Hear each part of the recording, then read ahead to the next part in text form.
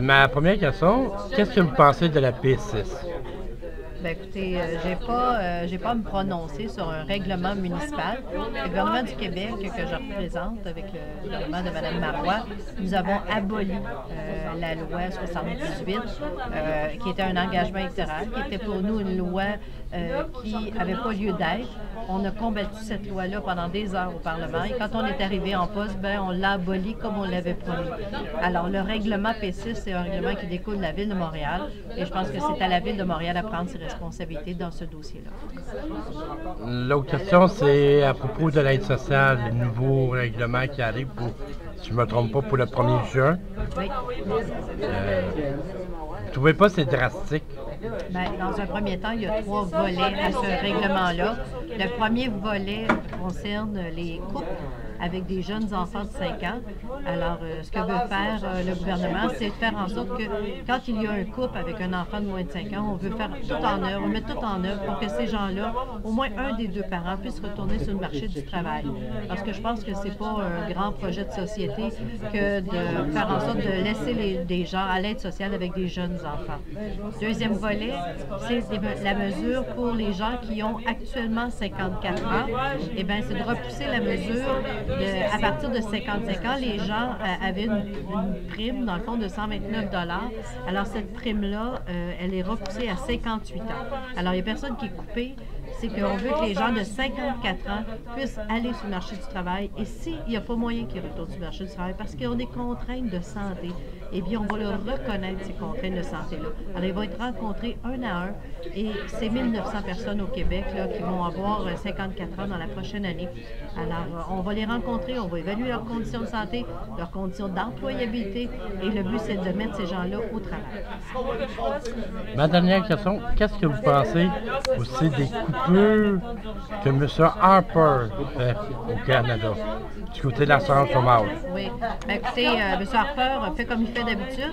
Il prend des décisions puis il ne consulte pas personne. Alors, ce que ça a fait, c'est qu'on le voit bien, tous les travailleurs saisonniers, que ce soit les gens qui sont dans les pêcheries, la foresterie, mais je vais vous donner un exemple bien simple, les gens qui sont les brigadiers au coin des rues pour faire traverser nos enfants, mais ces gens-là aussi vont être coupés.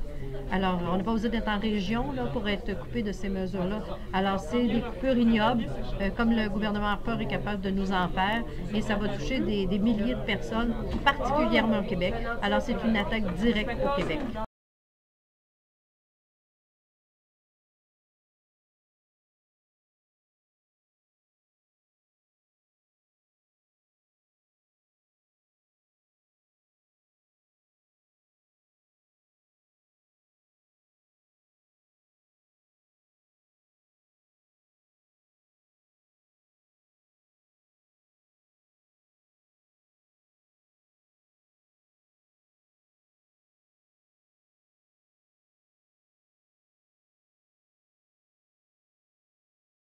La P6 est un règlement qui va bientôt être défait, j'espère, au conseil municipal de la Ville de Montréal. Je pense que tous les citoyens de Montréal s'attendent de l'opposition officielle et le deuxième groupe d'opposition, c'est-à-dire Vision Montréal et Projet Montréal, de concourir ensemble pour débarrasser de Montréal de l'application bête d'un règlement qui contrevient aux libertés démocratiques.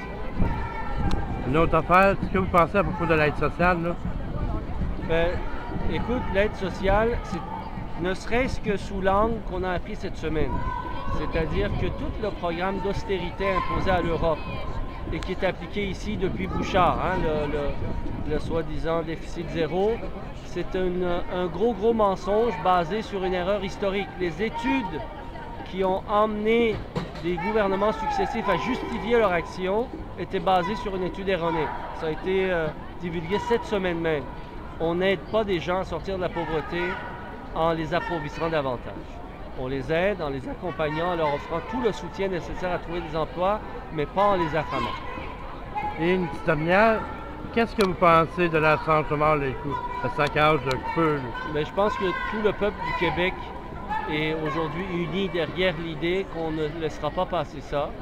Il y a un vaste mouvement citoyen, doublé de l'appui des syndicats, qui va se manifester dans les prochaines semaines. Les gens partout au Québec, de la Gaspésie en Abitibi, ne laisseront pas passer une loi aussi des mesures aussi iniques, aussi injustes, parce que l'argent qu'il y a dans les caisses d'assurance-emploi fédéraux ont été ramassés depuis 50 ans et une bonne partie a été dilapidée et volée par le gouvernement pour balancer ses budgets en déficit à cause des congés fiscaux donnés aux grandes entreprises. Alors, il faut rectifier cette injustice historique.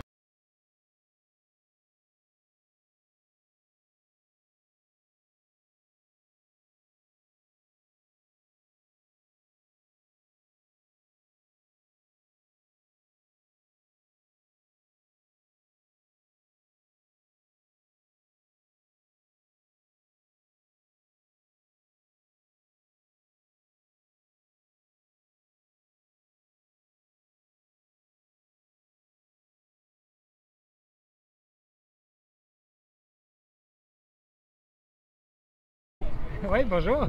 La première question, qu'est-ce que vous pensez de la loi P6? Ben, la loi P6, on va tenter de faire invalider aujourd'hui. Il y a un débat en cours présentement au conseil municipal.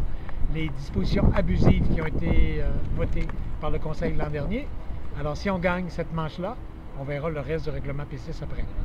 Alors, au niveau tactique, on commence par une première manche. La deuxième question, qu'est-ce que vous pensez des coupures et nouvelles lois de l'aide sociale? Ah, je ne m'interdis de formuler une opinion parce que ça ne relève pas de la politique municipale. Sauf de manière tangentielle, ces coupures-là vont augmenter le taux de pauvreté à Montréal, vont probablement jeter des gens à la rue, et l'itinérance, ça c'est un sujet municipal. Alors, j'invite à la prudence autant le gouvernement du Canada avec sa réforme de l'aide sociale que le gouvernement du Québec avec sa réforme de l'aide sociale. D'un côté, c'est l'assurance chômage, de l'autre côté, c'est l'aide sociale.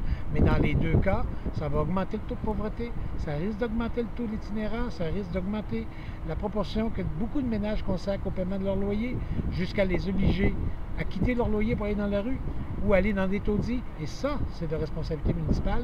Alors, j'invite les gouvernements supérieurs à beaucoup de prudence. Ma troisième question était bien facile. Qu'est-ce que vous pensez du saccage de l'assurance chômage? De la? De l'assurance chômage.